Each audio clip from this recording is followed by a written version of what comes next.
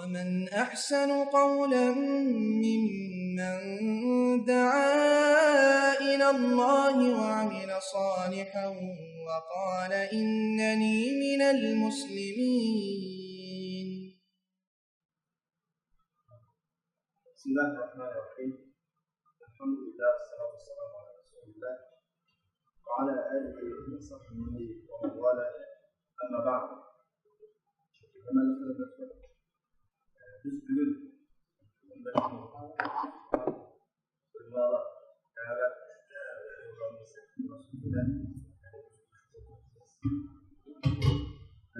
Allah Subhanahu ve Teala'nın bu programın olan onun için ve vaktini, kımmerlik vaktini çıkarıp bu sorunu tekrardan Allah Subhanahu ve Teala'nın mağfiret dileyimiz. Allah hemalardan razı olsun. Hem sohbetimizde Kur'an-ı Kerim'deki Benu İsrail'in sizden başlayınız. Amerika memnunu Allah Subhanahu ve Teala Kur'an-ı Kerim'de kıssa namında Türkmen ümmetlerinin kıssa namında ilgili ümmetler başlığını geçirgen nurgun meselelerini bizge bayan kılır. Bunun içinde ilgili ümmetler özündeki hatırlayan turmuşlardan qaysi gunohi sababli ayrılıp kaldı. Yani bu ümmetler şüphesiz çok yığılırlar, çok haklılardır. Qaysi sebep bilen qanday şekilde tutuldu. Bu mezmunlarının hemisi Kur'an-ı Kerim'de kıssa namı bilen bizge bayan kılır. Çünkü biz nöbette ma'lum bir şahit yaşamadığımız hem öyle bildiğimiz bunu. İktisadi cihette, siyasi cihette bir krizis bizni her taraftan kıyına aldı. Özümüzden nemiş kılışımızda özümüz bilenme vardır, cevabımızda vardır, kayıtlı yaşamadığımız. Tabii ki bunun cevabı Kur'an-ı Kerim'deki silah arkalıdır. Çünkü emeli hayatla seviştirmek. Bu emeliyle gelmesi.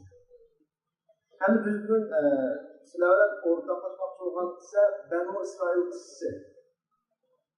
Aldı bilen yapılan asasi mezmunu bitiriştiği ilgili Benu İsrail kim diyen hakkında kiçikine toplansak hemen belki anlayan bu kıssalarını, bu vakitlerini Yusuf Aleyhisselatü Vesselam Mısır'a hakim olan zamanda Yusuf Aleyhisselam'dan tutanları ve cemiyeti Mısır'a Yusuf geldi. Buna Mısır'daki Benu İsrail'ler şu vakitteki dindarlarının vekil olan bir millet, dindarlarının vekil olan millet, kin vaktinin ölçüge erişip şu cayının hakimiyeti ve evlilerinin kurulması yani Yusuf Aleyhisselam hakim olan şu padişahlıkını ve evliler kurulması için Benu İsrail'ine kurdular. Yani Benu İsrail millet karakterini tutup bitirdi. Yani darısı kul, balısı tuğuludu, kul tuğuludu. Ölüdü, kul peti ölüdü, yaşaydı, kul peti yaşaydı. Yani hiç bizimki erkinlik olmayan, ne siyasi cihette, ne iktisadi cihette erkinlik olmayan bir şekilde yaşamak.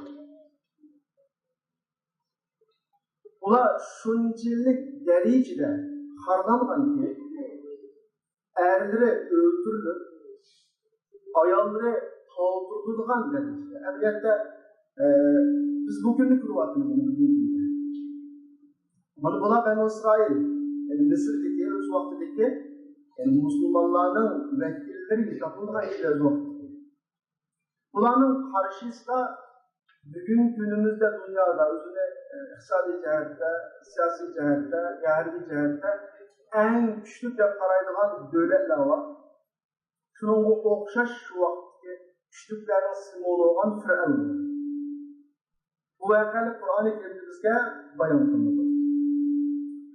Hem de şuraya gelen vaxtıda Benu İsrail 400 yıl etrafında bu horlukta, bu kullukta yaşadı.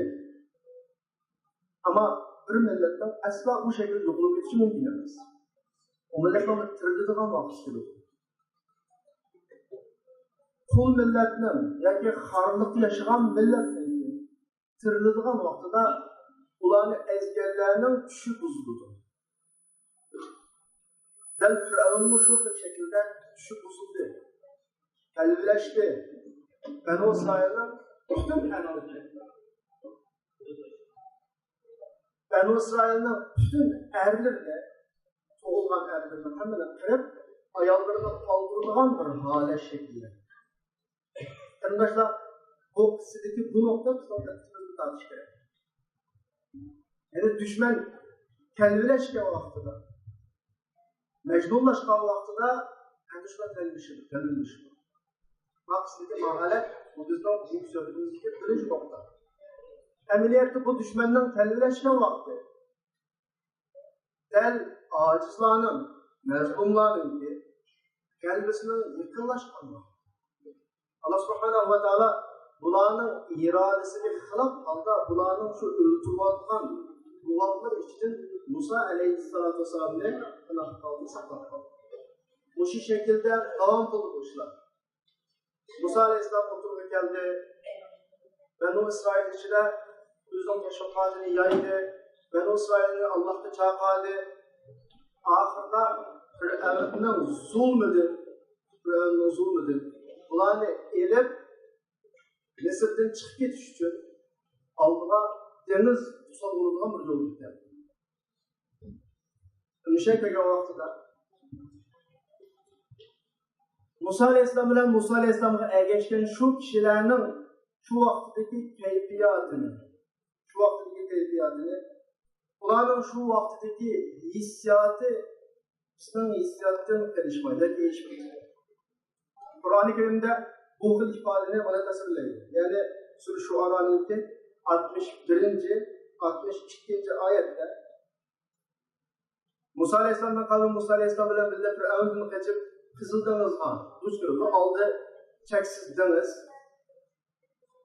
Keynide milyon kişilik muntazam koşun. 400 kişide bu koşununki, bu zalimlarınki zulmü bulanın kan tenine sınıp gitti. Yani bulanın tipini anlasımı, şahane gözümü korkup dürtüramlığa göre halet yaşayan bir halet. Aldı deniz, kendi milyon kişide koşun. Yani aldığım çıkış yolu yok, kendi gibi hem çıkış yolu yok. Kutu bizden ahvalimiz yok şey. Vardığa yerimiz yok, gittiğe yerimiz yok, çıkınca bir tallaş yok. Bu şu vaxtıda Musa Aleyhisselam'ın kavmi, yani Benu İsrail şu vaxtıda kandak ifadesi oldu. Kudüs bizdeki bugünkü nöbet ifadesi okşaşlar, ne dedi şu vaxtıda? İnna lemudrakun. Tutup kaldı. Yani bizden işimiz tüyüdü. Çünkü denizde bir vücudu Allah'ta yine koyamıyor denizimiz. Keyinde koşun turvatı. Bizden hazır ahvalimiz var, okşaşlar yani. Bizden başka işimiz yok. Aldığımızda mansap tehe, elimizde mansap tehe, iktisadi cihet her taraftan sıkılıp atman, siyasi cihet her taraftan sıkılıp atman, bizden ikinci bir tallaş kursumuz yok. Musa Aleyhisselam'ın kavminin bu sözü, inna lemudrakun diye sözü, insani noktadır. Dünyanın sebep kanuniyeti noktasıdır doğru. Sebep kanuniyeti noktasıdır bir aciz bir millet. Kulda tömürün olsun okuyor. Geçiş kullanmayıyor. Kendideki büyük muntazım bir koşun milyon kişilik, aldaki zor bir demez, ölümden başka bir yol yok. Bu noktadan bulanın biz tükeşti o. Biz tutup kalıp gibi menteği bir noktasını doğru. İnsan iradesi, insanın düşünç noktasını doğru. Ama dünyadaki hayat, dünyadaki işler malum bir sebep kanuniyeti boyunca belirlengen bile bu sebeplerin ölçüde bir rakmı. İşler sebep netice boyunca manadı. Güçlük ve acizdan yemadı. Ama mesele insanın kudretinden çıkan vaktıda, insanın iradesinden çıkan vaktıda, yani insanın kudretinden çıkan vaktıda bu meselenin Allah kullanır. Şu vakti Musa Aleyhisselam ne cevap verdi? Biz endi bizning xalqimizga masalan, biz sizga nima deb javob beramiz? Musa alayhissalom degandek javob beramiz. Musa alayhissalom dedi shu vaqtida tilla. Ulash yo'q. İnne ma'a Rabbi sayyidu. Bizning yo'limizni ochadigan Allah var.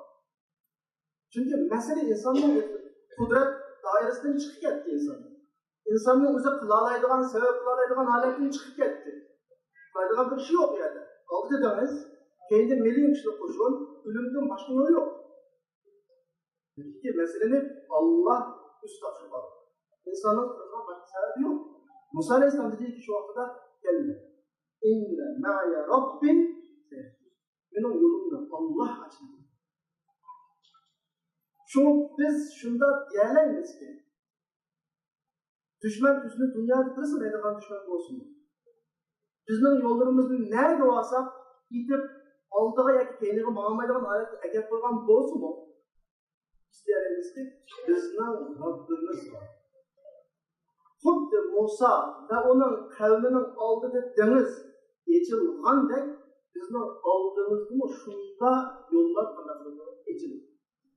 Biz deyimiz ki düşmanın gücü olsa, düşmanın iktisadi yukarı olsa, düşmanın sanıcı olsa bizning Rabbimiz var. Rabbimiz bu yolu bizga çoğun kanatları taşıdı. Aramızdan baştan Musa'yla çıkış gerek. Yoki çıkırılışı gerek. Emniyette bir millet bizning qazg'uvchilarini o'zi yetishtirib chiqadi. Endi mushu yerga kelgan vaqtda qissaning oyg'ini bu vaqalik oyg'ini balki hammalar ma'lum shaklda bilasizlar. Musa alayhissalom bizning qavmlarga dinasini qanday kechib o'tdi. Mushu yerga kelgan vaqtda biz bir narsa qildimizga keldi. Tamam. Mesela Allah tarafından çıktı. Bizden elimizden çıktı ama bizden üstümüzde nümeş düşürdü. Biz bu yoldan tutmuştuk. Çıkış yolu ve erişiş için nümeş kılınız. Bizim daim deydiğen, bizim ahvalda deydiğen bir getiriniz. O her daim mezdumanın deydiğen gibi. Şu vaxtda Musa Aleyhisselam'ın kavmi bunu şu getirdiği. Yani Sure A'raf'ın 129. ayetinde bundaydı. Qalu udina min qabl an ta'tiyana ve min ba'd ma ji'ta. Sen bizden bir başlat diyordu. Biz ne uyarı tuttuğumuz dedim. Ama ahval aynı. Sen geliştin, bir ahval şu değil. Sen geldiğinde kim tutuldun? Bizden hiçbir çıkışımız kanun. Diğer vakti Musa Aleyhisselam şu vakitte yemin dedim, bu kanuniyet yani Pakistan'ın ki yüzünün kudretinin sırt, yüzünün küçüğünün sırt ahvalı çıkan bir kanuniyet. Musa Aleyhisselam ne cevap verdi? Asa Rabbukum ey yuhdike adullakum. Allah düşünüyorlar mı? Düşünüyorlar mı? Beyler. Biz bakımlar mı? Aldığımızdaki düşmanlık gücü ne kadar çok olsun? Onun sahne ne kadar çok olsun? Dünyadaki yerliler olduğu kaç olsun? Mesela haddi. Senin de söz sahibi olan ve yestahlifekum fil ard. Senin söz sahibi olan. Üzerinde olan emez, hatta başkalarının üstünde söz sahibi olan. Ama meselelerde hayatın arkasında ince oturulmaz.